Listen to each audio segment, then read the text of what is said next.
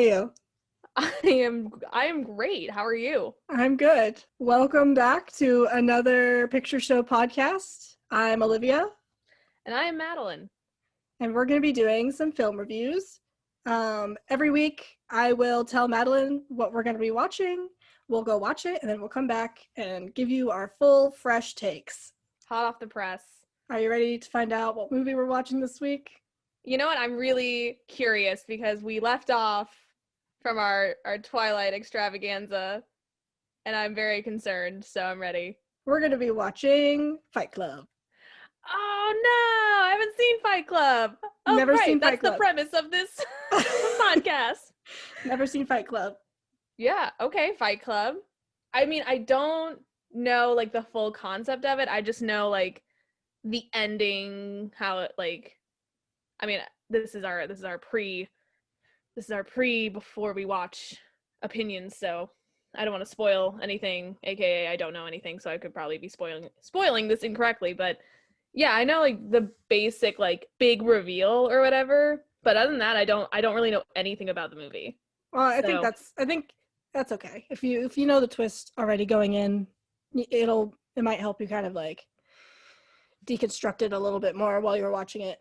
I have seen it a few times. It's been a really long time, so I think it'll be interesting to rewatch it and with some fresh 2020 eyes. Do you think us reviewing, like, coveted films while we're going through this absolute shitstorm of a year is, like, putting a little bit of extra bias on, like, everything we watch? I think it's just making us we're just angry, and when we see things that are problematic and shitty, we don't have patience for it anymore. Right. So it's easier for us to kind of like call it out, and we have no emotional qualms beating it to the ground. So, at least for me, I think it's better if we channel our angsty energy into shitty movies, and some movies that are good but with shitty elements, right, than elsewhere. But you're probably right. It is probably heightened living through 2020, but just a little jaded. Yes. So with that, let's go watch Fight Club, and we will be back with our review of Fight Club in 3, 2, 1.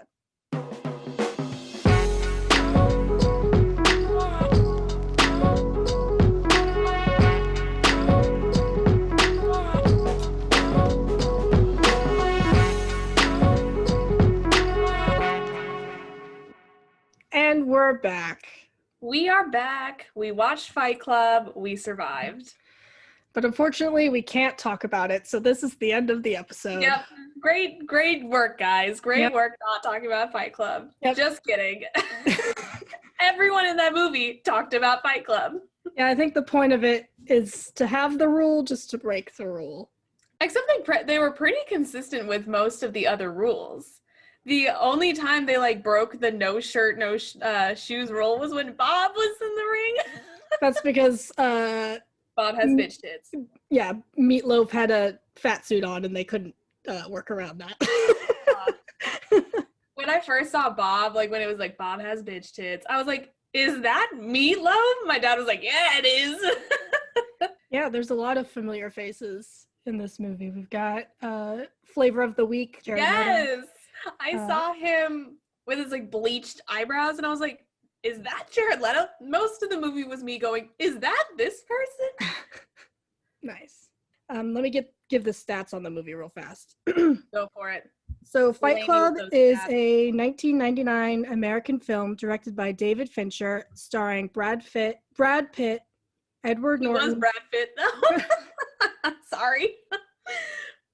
Brad Pitt, Edward Norton, and Helena Bonham Carter. It's based on the 1996 novel of the same name by Chuck Palahniuk. I have no idea if I'm saying his last name correctly. The basic synopsis is an insomniac office worker and a devil-may-care soap maker form an underground fight club that evolves into something much, much more. I would say that's a pretty accurate, very brief synopsis of the movie. Yeah. So, I guess to get started, what are your overall thoughts? Okay, so I don't hate it. Like, I actually watched it and I was like, this holds up. Like, I get why it's a very popular movie. I could see how the movie writers were trying to highlight that Tyler Durden's not a good person. Like, Tyler Durden is like the agent of chaos that no one really needs in their life. You know what I mean? But when I think about Fight Club, like before my pop culture, like I haven't seen the movie, but I know what Fight Club is. When I think about it from that perspective, I think of like Brad Pitt as like the badass like hero of the movie, because that's how like pop culture has kind of like played it out. So overall, like I think it's a good movie, and I think they did actually do a good job of being like, he's not a good guy. All these dudes are crazy. Yeah. But pop culture took it and ran with it in almost the complete opposite direction. Yeah, from I mean, what I knew about it prior to seeing the film. Yeah, I can agree with that. I think it's a really, really, really well-made film. Like I really enjoy watching this movie. All the elements kind of come together in a really cohesive way. It's like, of all the things that this movie had going on, that's what you took away from it. Right. But no, I agree. I think job, audience, was learn the right lesson. Yeah. Actually, my one misconception going into the movie was, I thought that, I mean, like I said, I knew the twist, so I knew the whole, like, they were the same person.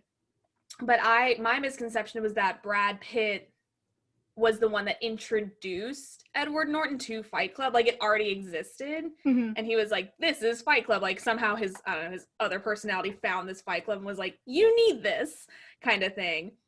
I mean, which is essentially what happened, except they formed it together. So I didn't know they formed it together. I thought that Brad introduced, or Tyler introduced the narrator to Fight Club, but clearly was wrong. Yeah, I had a couple misconceptions, actually. Mostly that I had no idea that this turned into like a domestic terrorist like situation. Yeah.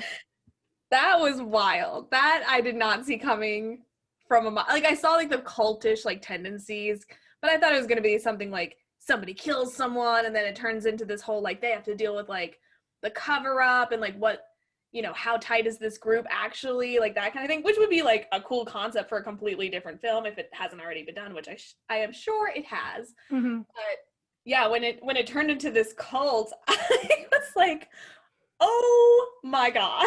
That's when it got good. Like when I would say the first like half of the film, right up until the twist, I was kind of like, like this is okay. Like they're just, the violence, I'm not a big, I talk mad smack, but like I don't condone violence. You're just a soft-hearted woman at heart. Yeah, well, I wouldn't go that far, but I definitely am not like down for just beating people senseless for absolutely no reason. Up until that point, I was like kind of disinterested.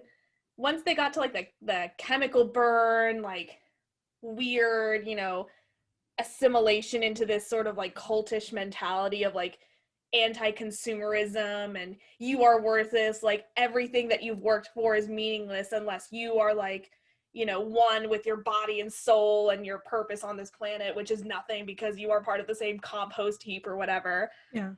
So once it got to that point, I was into it. I wasn't into it with like just the violence. Like that just like was not appealing to me. Yeah, I mean, I think the first half is kind of the rejecting the system, rejecting the authoritarian capitalist system, and kind of searching for that hyper-masculine thing to get rid of all of your angst and energy. Right. And then the second half is like you have that, and now it's turning into that authoritarian system that you were rejecting in the first place. So it's kind of like showing the two sides of the coin. Like you reject it, but then you become the same thing through the means that you're using. Yeah, it's like reinventing the wheel. Like you're just mad. I think it kind of plays into the beginning when the narrator was all pissed off that Marla was infiltrating his like support groups. I thought it was kind of similar where they were rejecting this system that they didn't create, and then they were totally on board with the one that they did. And I'm like, he was totally on board with like being a terrible person and going and, you know, pretending to have cancer just to get sympathy and attention from these people. But as soon as somebody else was like, oh, I'm going to make this my thing, like as soon as it was like co-opted, he was pissed off. I was like, I couldn't understand it. But I was like, he's such a crybaby about this. And then I was like, oh, that's the whole movie, is he's a crybaby and beats people up. And yeah, he's supposed to be kind of the everyman. Like he doesn't have a name. In the movie, right. He refers to like himself as Jack. Like he's like, I am Jack's whatever. In the book, he doesn't have a name. And in the movie, he doesn't have a name, but for script purposes, he refers to himself as Jack, which is like a really bland, any person name. Every time he was like, I am Jack's broken heart, or I am Jack's like ruptured bowels or whatever, I was like, I don't care. It was funny at first, like when he was reading the article and then he like did it a couple times. Afterwards, he kept saying it, and I was like, I know this has something to do with the script and the plot or whatever, but stop comparing yourself to Jack's organs, you weirdo. It feels like almost like that is another method for him to project how he feels onto something else. Like Jack is not him. Jack is just like, he's still distancing himself from how he's feeling or like what he wants. So instead of saying I'm brokenhearted, he says Jack's broken. And I think that's part of like the toxic masculinity like thing that everybody, you know, hits on with this movie, because this movie is like it's almost it kind of is like the foil to Twilight, where it's like Twilight was by women, like quote unquote for women. I don't 100% agree with that statement, but that's like my blanket term for it. This movie's kind of like by men for men, you know what I mean? Like the book, I think I was talking to my brother about it, and he was like, yeah, this is kind of like a book written by a man for men to read. And I'm like, okay, but it's giving men all the wrong answers. And he was like, no, but people take the wrong message away. And I'm like, yeah, sometimes I feel like you just need to write it out, black and white, go to therapy, or, you know, this violence is not the answer, or you are not just a cog in a machine, you're actually a very unique human being who brings a lot of joy to people's lives and has much more purpose than working in insurance or whatever. But I wrote, Tyler / the narrator think they want this post-chaos, anarchy, dystopian world because they would thrive, but actually all they need is therapy and to be updated on their shots. I think I do think it's kind of like, it's kind of interesting because at the beginning, when the narrator's saying how he's got insomnia and he struggles with sleeping and he's like depressed, really. He's just kind of like a zombie going about his life. And he goes to the doctor and he's asking for medication to help him sleep, help him like feel better. And the doctor's like, nah, just sleep. And then that's, I think, one of the first times that we see the like flash of Tyler. Yeah. It's like a moment where he's in distress and he's stressed out and he's asking for help, but then he's rejected. And we see like one of the first flashes of Tyler's personality kind of forming. I think is really interesting.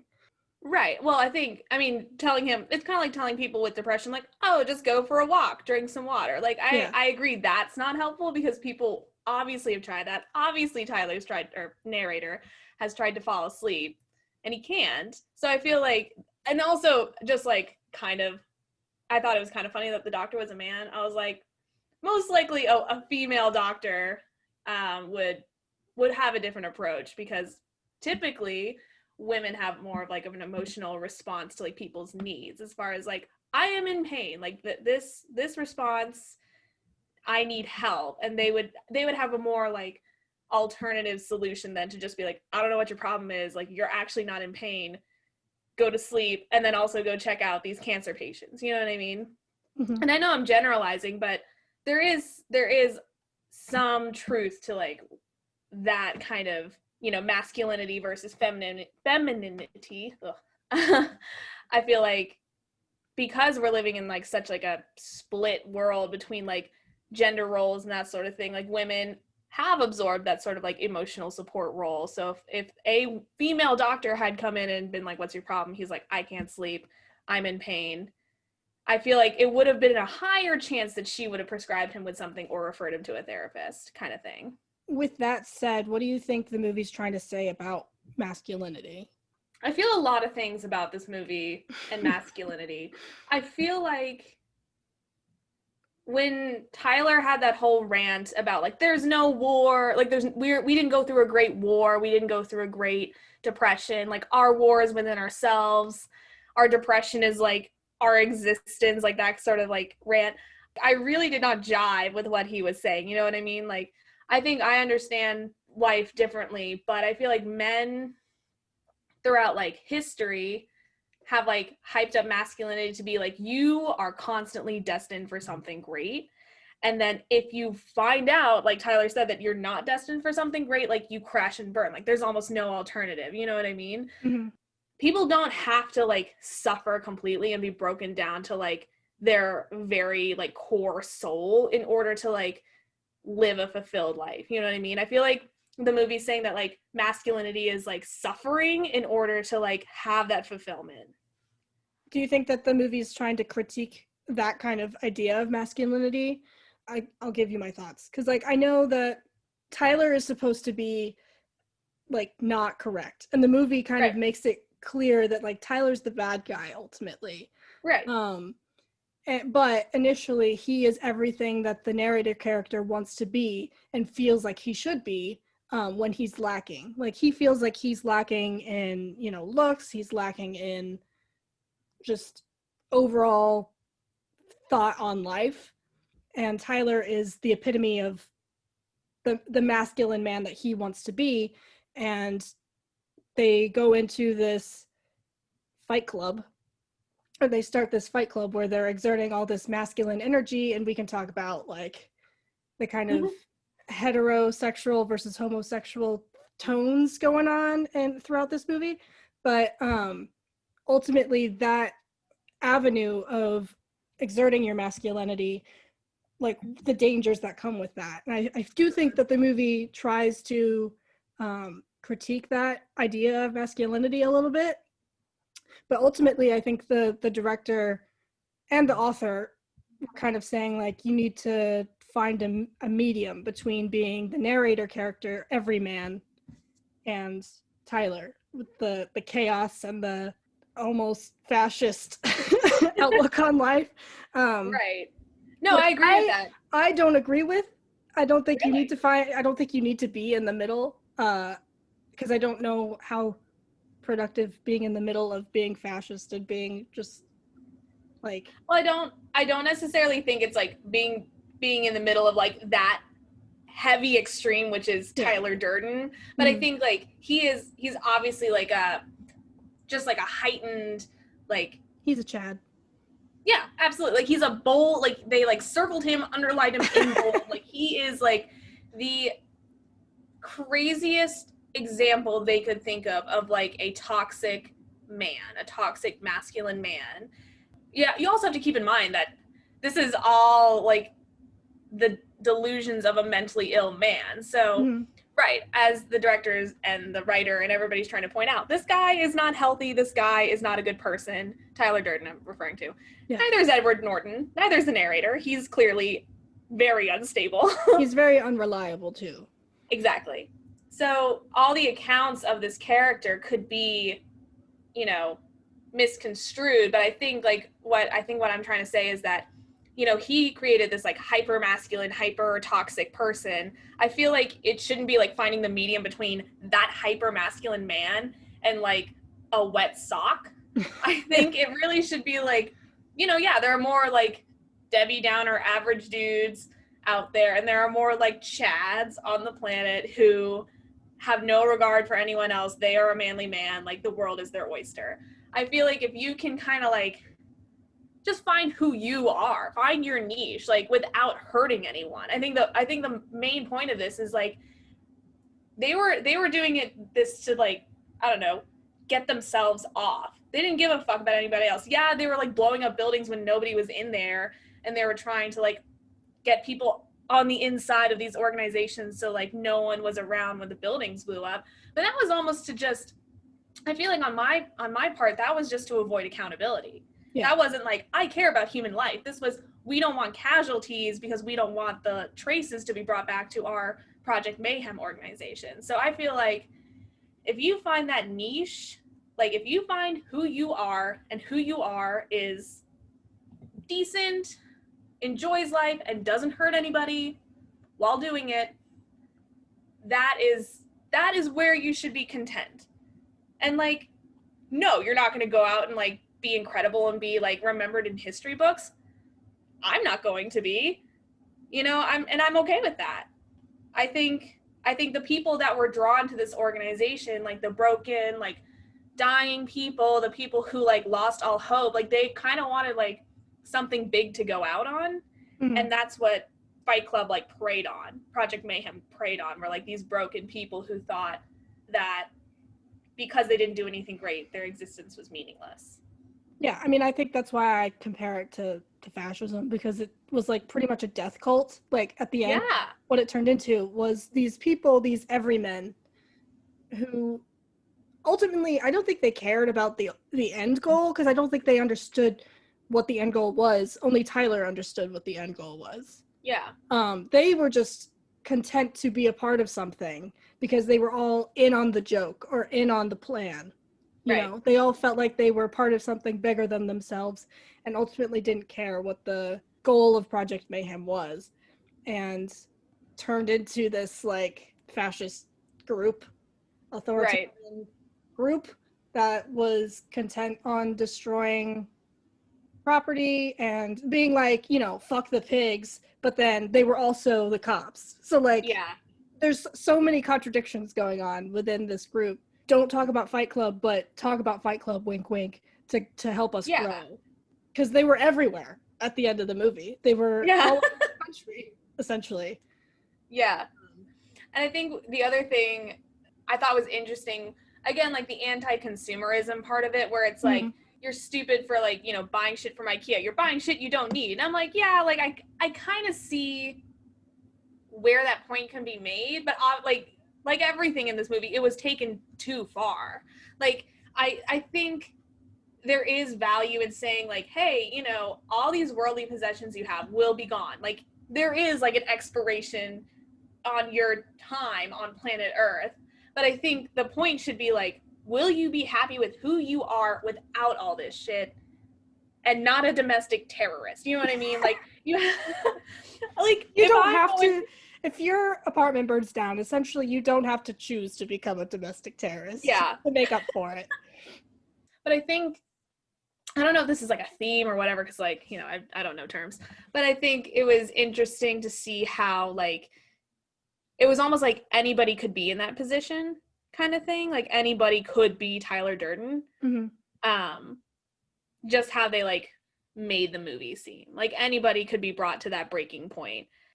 Also, clearly the toxic masculinity, but also like the theme of like, this is like the middle child of like, this generation was like the middle child of America or something like that. Where basically for Gen X, I think. Yeah, they're like latchkey kids. They're, raised by single mothers, like the first generation to be raised by TV. Yes. Yeah, that sort of thing. So I think it was kind of like that first look at, the clear generational difference between the greatest generation or baby boomers versus Generation Mayhem. Mm-hmm. And how like there is that like big disconnect just between like how the father is like the quote fictional figment of imagination fathers were treating like Tyler and treating the narrator being like, you need to get a job. Oh, I have a job. Now what? I don't know. Like, we just followed this natural course. And, I think this is also talking about how that natural course can be different for anyone. Mm-hmm. Like the go to college, get a job, get married, have kids narrative doesn't fit for everyone. So I think it was also like talking about how like, yeah, everybody expects you to follow like the trend. There's nothing wrong with breaking away from the trend. Again, just don't become a domestic terrorist. I think I'm going to say that at least 18 more times before this podcast is over. Yeah, like if you're gonna reject the system that you currently live under, how easily you can become exactly like that system. How do you like? What do you think of the main character? Like, what do you think of the narrator character? I mean, I felt the average Joe-ness of him. I really felt like the everyday man aspect of him, and I also felt like, yeah, he's the average guy, but he also has like individual problems. Mm-hmm. I think there is also, especially with like talking about like, feminist theory of like toxic masculinity and like masculinity in general, I feel like a lot of men are expected to behave and be treated the same.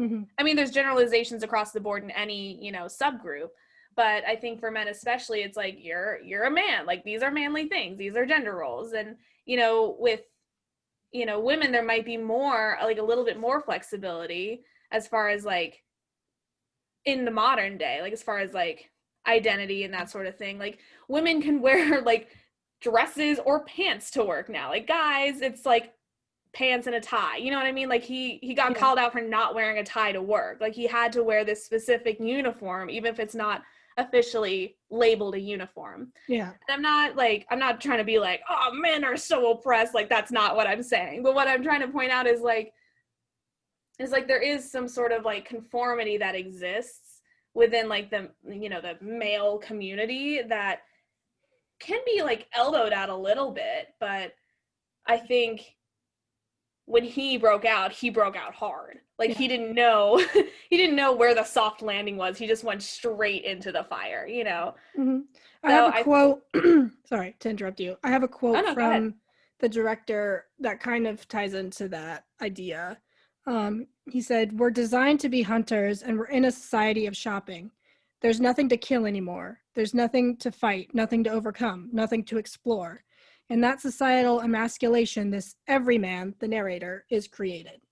I mean, I see that. I see like the biological argument that like, men were, the hunter gatherers, women were the caretakers. Like there were biological gender roles back when like they were needed. And yeah, we still have some of those instincts, obviously, but I feel like that's kind of a cop out. It feels like they totally forgot about like sports and like gyms and like hunting that still happens. But they like shit on the guys that go to the gyms. They're like, oh, like bodybuilding, like you want to be an Adonis, what a freak, or like what they said something stupid like that. I feel like that's part of the contradictions because Brad Pitt is Brad Pitt and has Brad Pitt's body, and then he's the one that's like, oh, like you want to go to the gym and like look like that. Psh.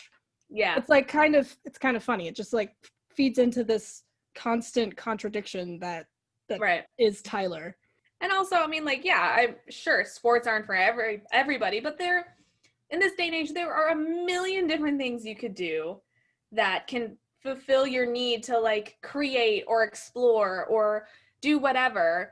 I mean, I'm sure in many circumstances, like socioeconomic status is very limiting for those kind of things. And I see where that frustration would build. Yeah. So that's another thing is like there is like a class perspective to this as well. Like some people can say like, oh, just go to school, like get an education, like learn better. Some people can't do that. So I also think that there is a bit of like, when they're talking about economic like equality or equilibrium in the movie, I see what they mean, but every single thing, like I said, like I see it, but they take it too far. Well, I think the thing with how they're going about it, they don't actually care about everybody getting a piece of the pie.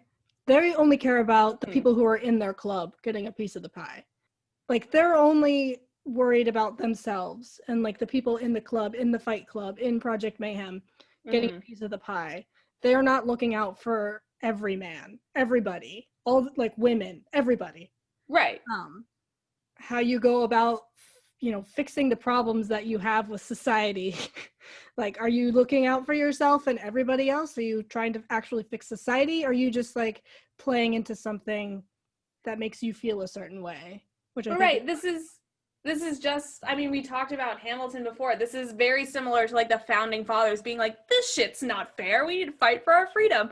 And by our freedom, I mean me and my buddies who own land and slaves and are white. It's just a wolf in sheep's clothing kind of situation. Yeah, I mean, I think it, goes back to the death cult thing. Like all these people that are in the Fight Club, they are willing to leave, like give up their life for this thing because just to feel like they're a part of the club. And the other thing that was interesting was, as far as like the cult mentality, was how they would rationalize everything. So when Bob died, and the narrator was like, this guy's a person. This guy has a name. His name's Robert Paulson. We killed him. Yeah. All of us in this room participating in Project Mayhem are equally culpable in his death.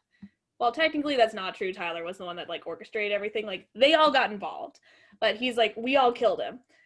And they immediately twisted into, like the ultimate reward for your sacrifice is like earning a name. Yeah, and it's like no, you dying in this system is the only way for you to become somebody. Like if you give up your life for this group and for this Project Mayhem, whatever, that's the only way that you become an individual. Like the cult formation aspect of it, fascinating. Like they start with the Fight Club and they all get like their testosterone, like they all get their high, beating the shit out of each other. And the narrator even says, he's like, we resolve nothing in this. We just get our like anger out. None of our issues get resolved. We just beat the shit out of each other for 2 hours on a Saturday night kind of thing. Yeah. So like he says that, and then it turns into like small assignments, like pick a fight with someone. See how that goes. See what, like, there's supposed to be some sort of lesson in that.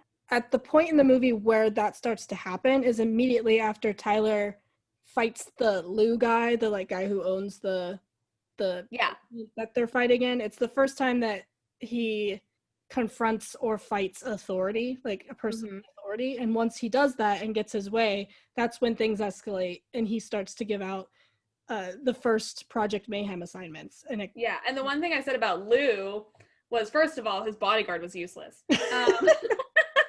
He has a gun. Yeah. Like, the movie could have ended right there. Lou doesn't, like, he's not tempted to join this organization, one, because he sees it's bonkers.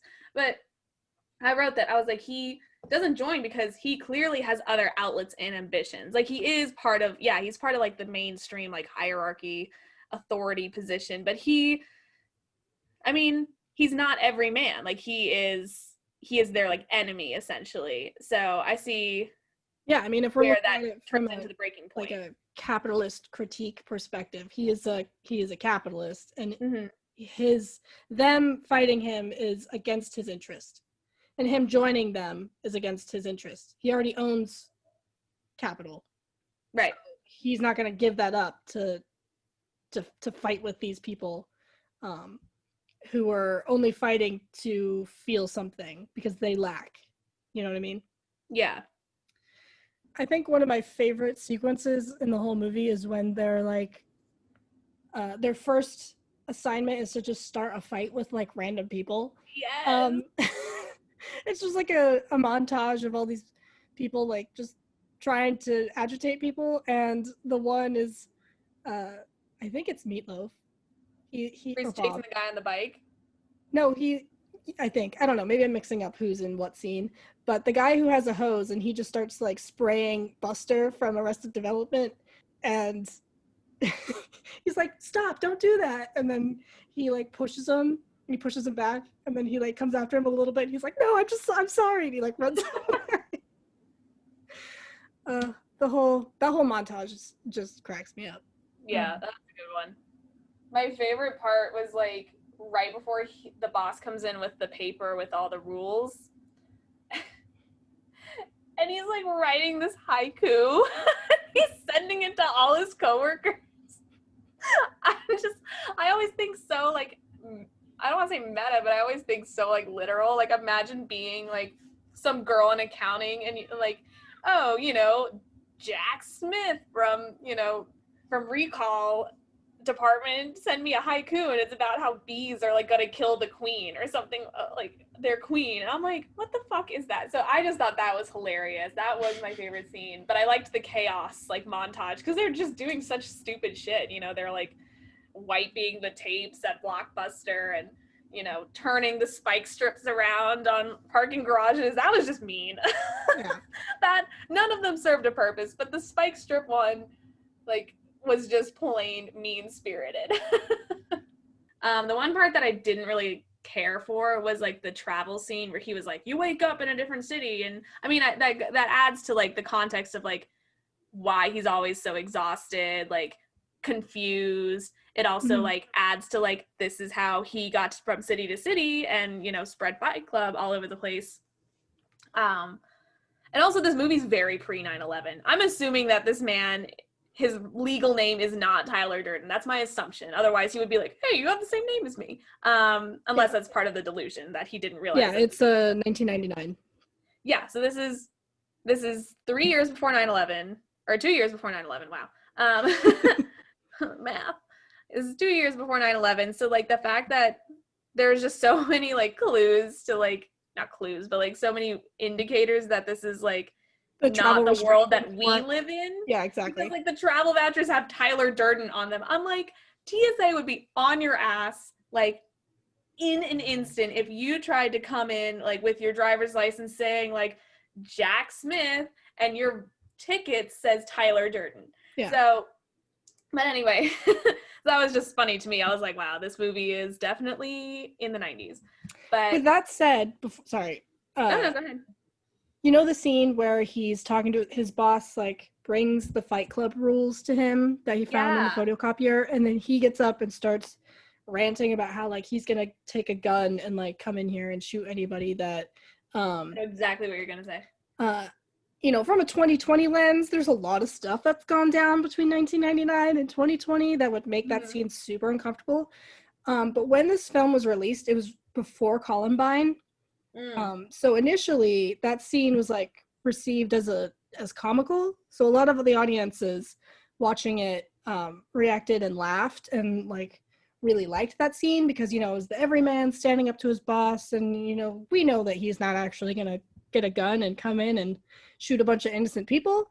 But then after Columbine and the world was kind of shook by that and the many, many events that followed that incident, audiences were dead silent and did not react. And so it's just kind of interesting, like the timing of this movie and the like climate that it was made in versus like how we're seeing it now in 2020 after so much has happened. But yeah, it definitely feels a world away, literally.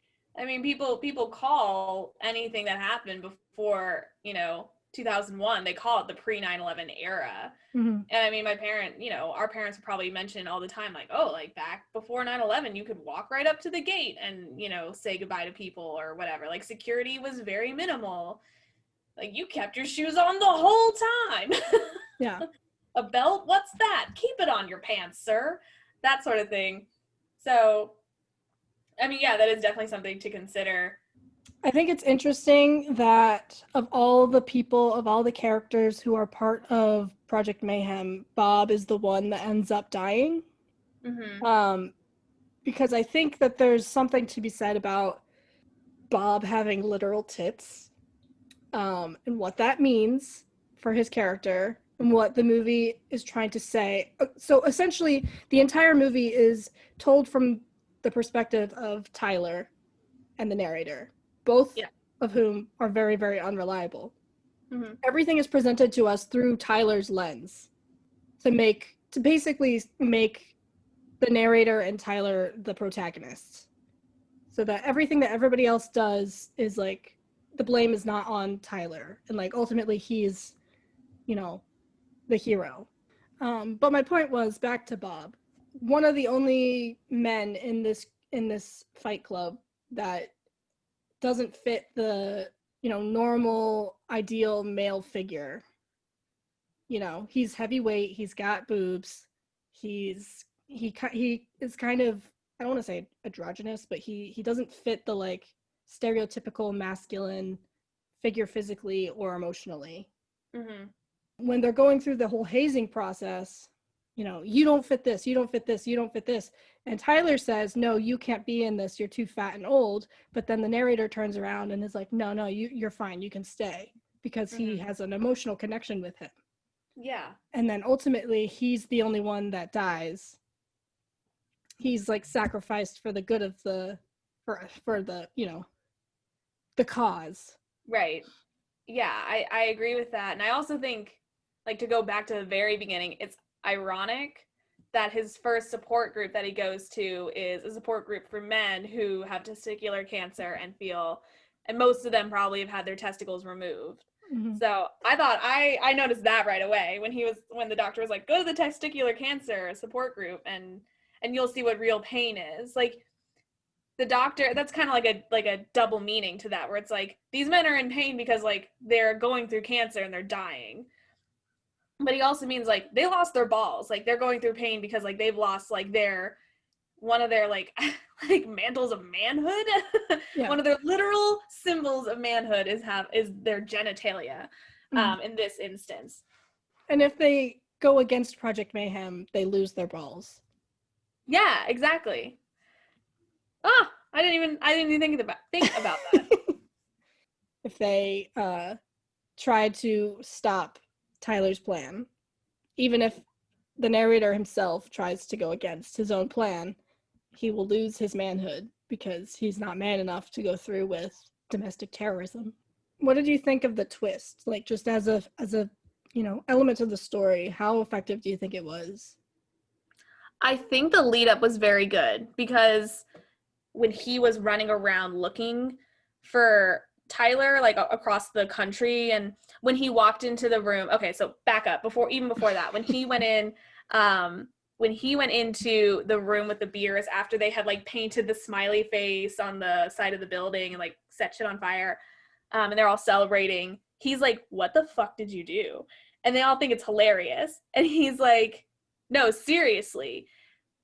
And so then they start reciting that like cultish, like, you know, phrase, like, don't ask questions. And clearly that's because his like alter ego was like, if I start asking questions, you tell me not to ask questions. Like, test me as much as I'm testing you type shit. So like, even then you're kind of like, what? And then when they won't let him. With that scene, he's like literally holding a Project Mayhem folder when he walks in. Yeah, exactly. And then when he walks in, he's like, where's Tyler? Where's Tyler? Like, obviously these dudes are like, what the fuck? Like, internally. But they're like, oh no, he's just testing us by asking questions. Like, so it's very clever. Mm-hmm. And then he tries to look at the plans and they're like, maybe Tyler, when he was in control, quote unquote, he probably told them, if I'm asking questions and trying to see plans, stop me and tell me it's under control. Like, I'm testing you or whatever. Mm-hmm. He obviously made it, his alter ego made it seem like every other thing he did was a riddle. So that kept that control, even when like one personality was not in control. Mm-hmm. So I liked that. And then I liked how they're all like, you're looking for Tyler, like wink, wink, nudge, nudge, like, I get it. I can't so silly, sir. So can't help you. Sorry, sir. Wink. Like, super dramatic. I'm like, if I was in that that bar where he's like, can't help you, sir, I'd be like, this is some weird drug shit going down. Like, if I was like off to the side, like watching this interaction, I'm like, they definitely know each other. Are they like gonna have sex? Like, what's happening? No keys. Like, and then the last one that made me be like, yeah, something this I think is leading up to the twist, was the car accident scene. Mm-hmm. So like, when he was like, that's why I burned your condo down, like the two guys are looking at each other, they looked more confused than like shocked to me. So I was like, okay, so maybe this is like leading up to the twist, because like those two dudes in the back, and also again, that was when Tyler was speaking, he kind of spoke in a way where he could have just been talking to the two dudes in the back. He was like, you think this is a fucking joke? Like, what would you do before you died? And they were like, oh, paint a portrait, build a house, whatever. And then he kind of continued, like, there was like a little moment where it could have been confusing, but he continued the conversation with the narrator pretty well, where you could have been talking just to the two dudes in the back. Yeah, I mean, I think the interesting thing about the relationship between Tyler and the narrator literally never challenges Tyler. Mm-hmm. Whenever he's talking to Tyler or, you know, is trying to be the voice of reason, he's never actually challenging anything that he's doing. He's just asking why. Like, that's the only question he ever asks, as if to give Tyler a platform to validate everything that he's doing and to, you know, rationalize everything that he's doing. He's just like, why do you do this? Why does this happen? Like, why? And then that gives Tyler the opportunity to rationalize it and explain it away. He's never like, he never presents a opposing thought or opposing idea to anything that's going on. And I agree with in that scene. I think the only time he does like actually like try and quote unquote talk reason into him is like towards the end when he's trying to stop him from blowing up this building. He's like, there are people here, and then but Tyler does still come back with like, no, we covered it, like all the security guards are our people, so that's why the building's clear, that sort of thing. So I think the only time he was like actually trying to challenge Tyler was like at the 11th hour. Yeah, when he's trying to overtake Tyler. Like, up until right. that point, he was just submissive Mm-hmm. to Tyler's personality. Like, once he realizes that Tyler's personality has put Marla in danger, Mm-hmm. like, we need to, she knows too much, we need to, you know, take care of that. That's when the narrator like steps up as like, I need to be the dominant personality. I need to stop some of the things that I've put in place. And so I think that's probably when that shift happens, where he's able to not just ask why, but, you know, actually challenge and get rid of Tyler, quote unquote, get rid of Tyler. Specifically about that scene, the very last scene. One, I didn't like it, but that's like the ending itself. Like but that's not what I'm talking about. I'm talking about the actual like scene. Mm-hmm. So that scene, narrator shoots himself like kind of like in the cheek, like it comes out like the side of like his face. Yeah. And Tyler's convinced that the narrator shot himself, so he like quote unquote dies. Like he is like eviscerated. Mm-hmm. So to me, that flicker at the end kind of indicates to me that Tyler might not be completely gone. Yeah. And that was my problem with the ending. Well, so that was my problem with the ending the first time I saw it. I didn't really think about it until the second time I watched it earlier. Was that like, as far as my limited knowledge of like mental health, first of all, this poor man never has had any help with his issues. So like it is very unlikely that him shooting himself in the face is going to get rid of like his alter ego. So I think it was kind of like a temporary like mental band-aid. Him shooting himself in the face. He needs a bigger band-aid for his actual face. But I think it was like a temporary solution. Like he has convinced himself that Tyler is gone. But what happens when the next like stressor occurs? Like when he feels that rejection again, or when he feels like emasculated again. He never really, like, even when he killed Tyler, that was like the ultimate fight. Like he never solved his problem. He just got rid of the thing that was projecting these evil thoughts. He wasn't solving what was causing those evil thoughts. Yeah. So the fact of him shooting himself in the face, I don't think solved anything. That's why I was like annoyed. I think that's part of the like overall theme of the movie is like, these guys are not solving anything. They're not fixing any problems. And that just falls in line with that. Like, he shot himself in the face to temporarily get rid of this personality that was emasculating him. But then he, you know, in doing that, he felt empowered. But still, ultimately, this is a mental health thing. You don't shoot yourself in the face to get rid of your alternate personalities. So you're not, like you said, getting to the root of the problem and actually fixing anything. My immediate thought watching it first time around was when he was, you know, opening scene is obviously like the beginning starts with the end kind of situation. And he's like, this all has to do with somebody named Marla. And I'm like, of course we immediately blame our problems on a woman. Like, Like, how apt. And I still, like, even after going through the movie, and this is probably the point, or at least I hope it is, like, it's still not Marla's fault. I mean, she's not a good person either, because she did the exact same thing he did, going to these support groups and pretending to, like, have cancer. Obviously, she had problems and needed a different kind of support group. But, you know, she did the same thing. And like I said earlier, like, he got pissed off because, like, his, like, unique, fun idea and outlet got co-opted by somebody who had the exact same idea separately, you know? So Marla's character is interesting because, like, she's almost a different kind of fucked up. She definitely is a different kind of fucked up, but she's like she doesn't care what comes out of life at all. Meanwhile, all the guys in Fight Club and Project Mayhem, including Tyler and the narrator, are like, we need to, like, reinvent the wheel. We need to start the system, essentially. Like, they want something out of what they're doing. Granted, they probably, most of them, don't know what that is. But they want something. They want something out of life. Otherwise, they wouldn't have, like, joined this organization. They wouldn't have been swayed into joining this organization. And Marla is just like, I don't give a shit. Like, if I die, I die. Like, if I take these pills and I don't die, okay. But, you know, like, she understands that she's, like, mediocre.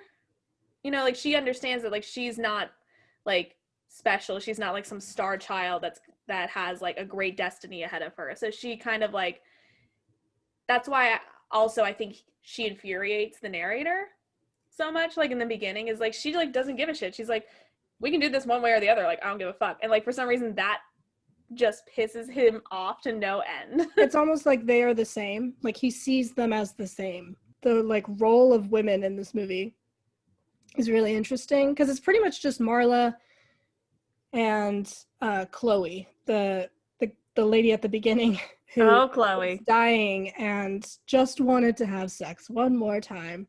And the narrator describes Chloe as, you know, really unattractive. She's lost all of her sexuality and femininity due to her illness and her pain.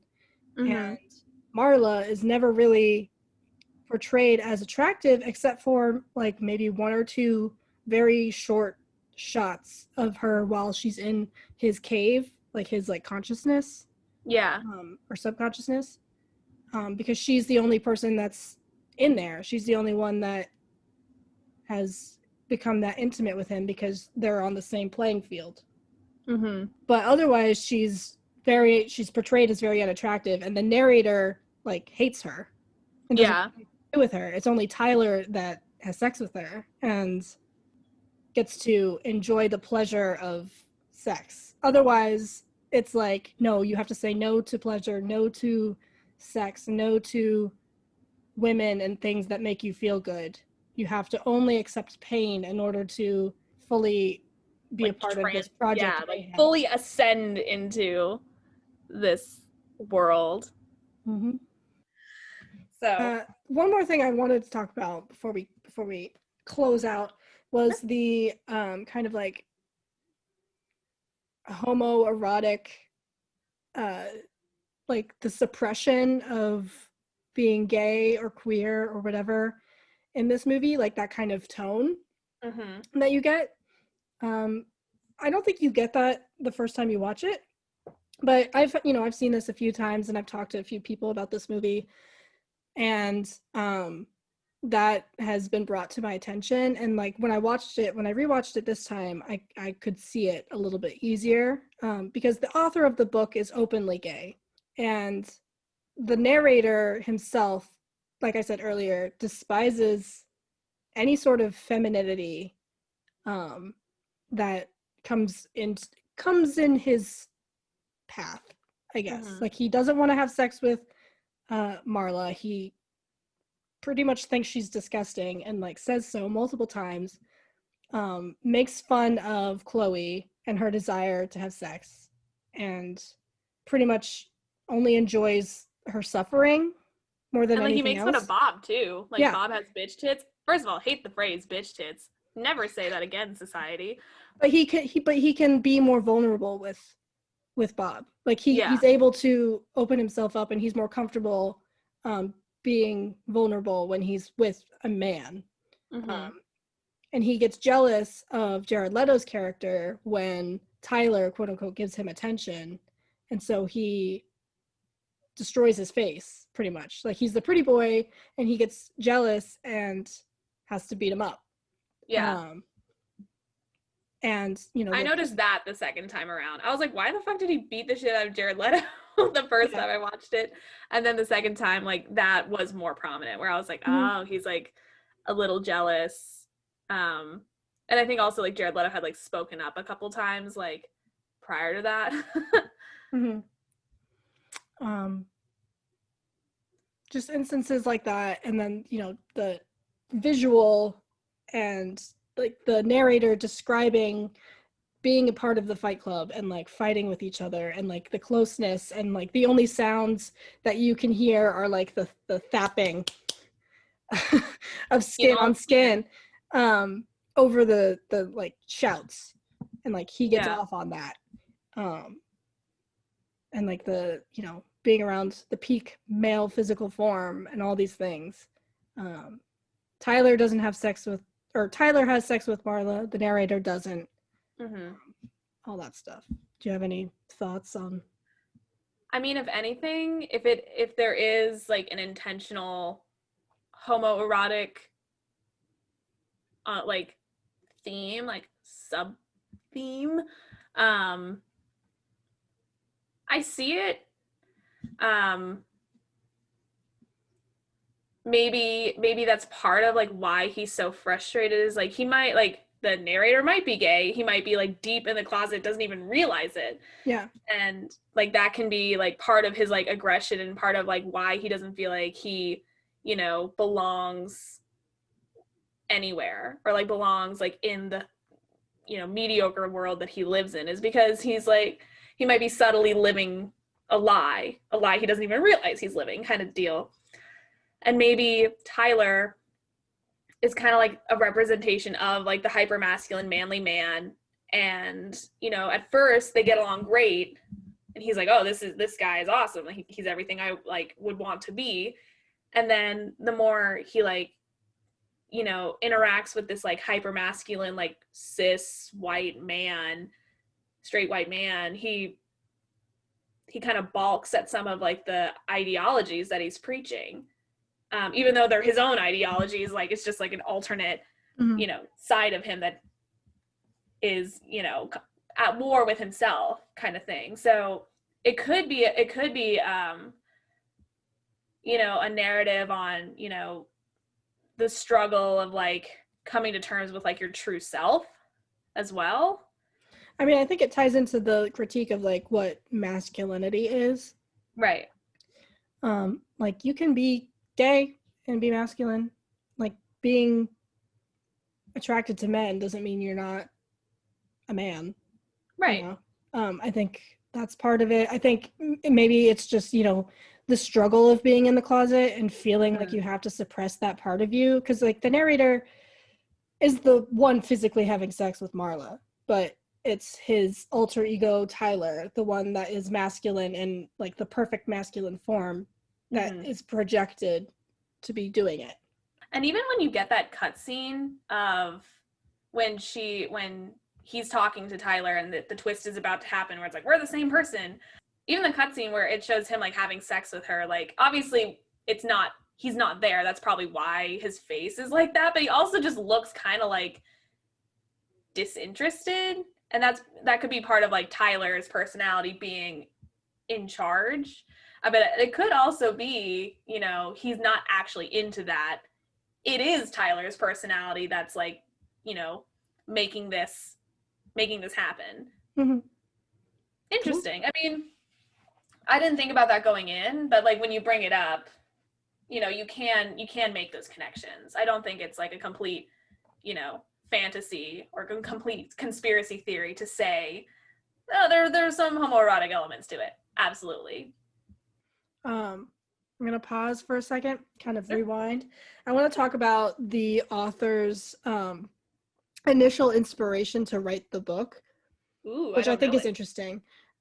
So I guess he went on a camping trip, or he was like on a trip somewhere, and he got into a fight with somebody because he was complaining about their radio being too loud. So he got beat up, and when he went back to work, he had all these, bruises and cuts and stuff all over his face, and nobody at his work said anything. Nobody mentioned it. Nobody acknowledged it. They just asked him how his trip was.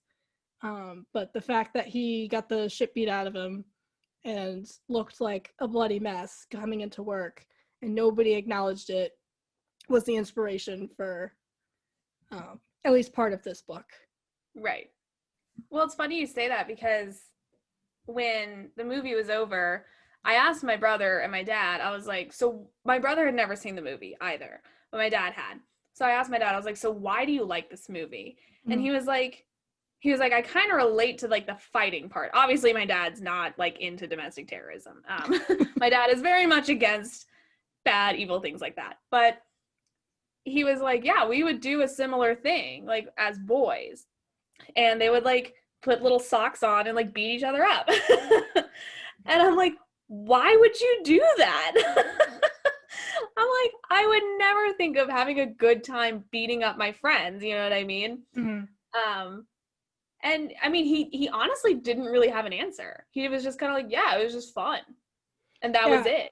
I asked Ryan the same thing. I asked him why he thought that this movie resonated with men so much, because for me personally, like, I think it's a really, really good movie, and I can appreciate all of the story elements and the artistic vision that went into making this movie, but ultimately I don't really connect with a lot of the motivations or the characters, which, you don't need to relate to everything in a movie in order for it to be good, but obviously for a lot of men, it resonates with them.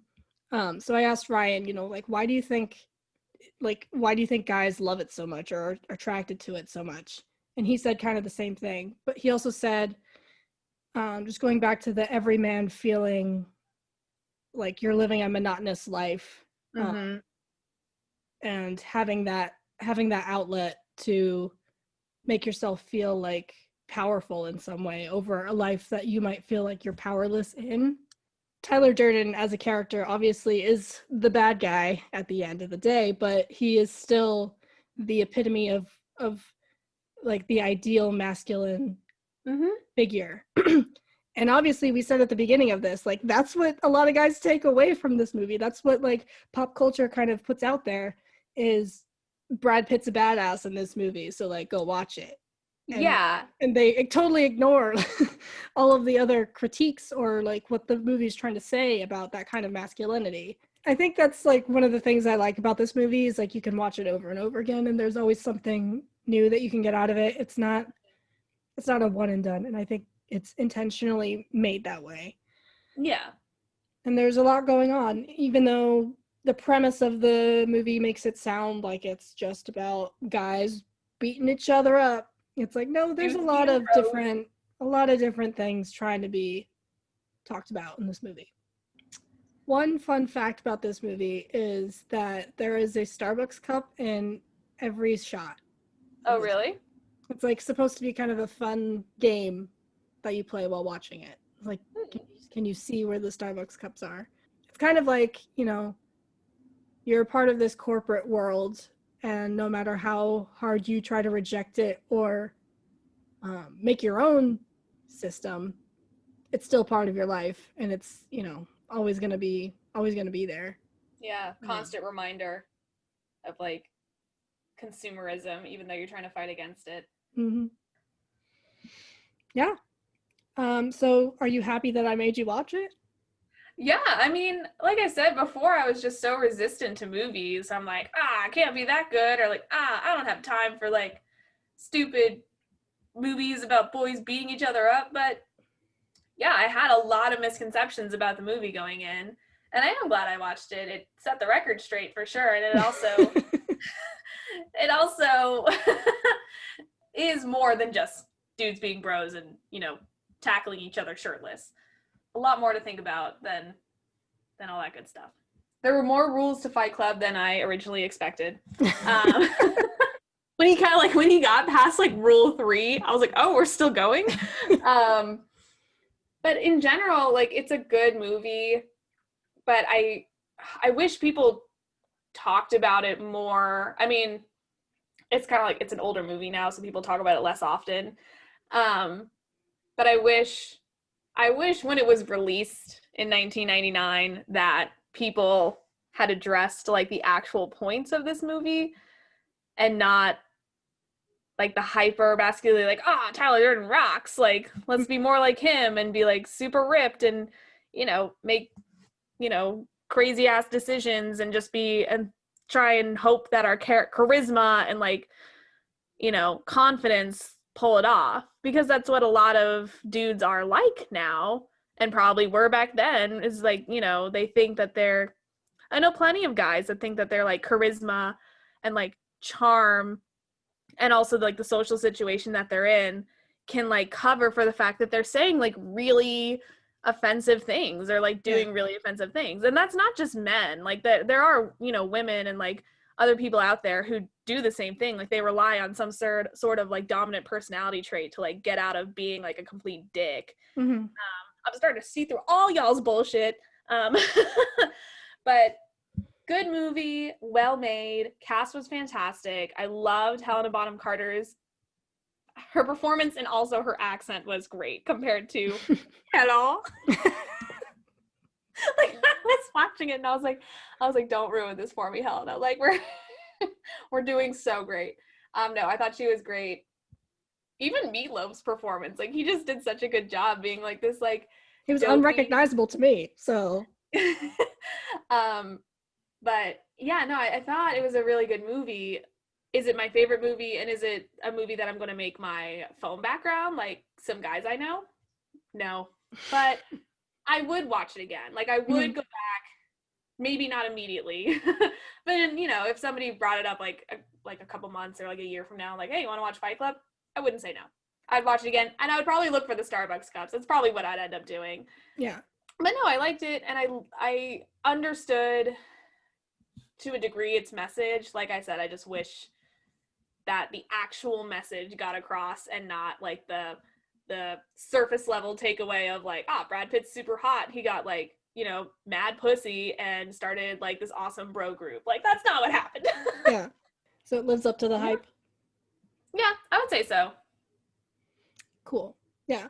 Like, I like this movie. It's not one that I would put in like my top 10 or anything like that. Right. But I think it's a staple, like, you just have to watch it before you die kind of movies.